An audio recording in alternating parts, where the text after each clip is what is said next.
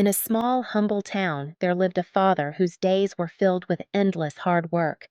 He would wake up before dawn and quietly leave the house, careful not to wake his children.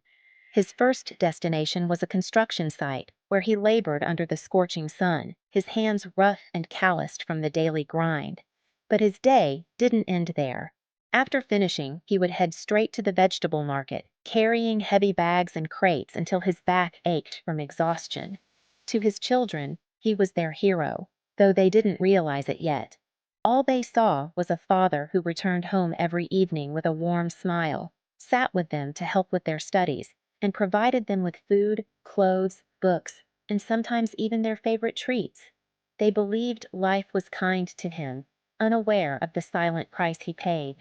The years passed, and his sacrifices bore fruit.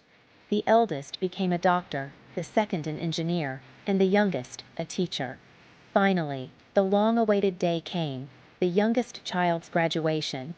The family gathered to celebrate, and the house echoed with laughter and joy. In the middle of the celebration, one of the children noticed their father sitting quietly in a corner. His face bore signs of exhaustion, but his eyes shone with pride. The eldest approached him and asked, "Father, how did you manage to do all this? How did you provide us with everything without ever showing any struggle or asking for help?" The father smiled, looked at his rough hands, and said, "Do you see these hands? They've carried bricks, heavy sacks, and even pain. But they never carried regret. My dream was never about me.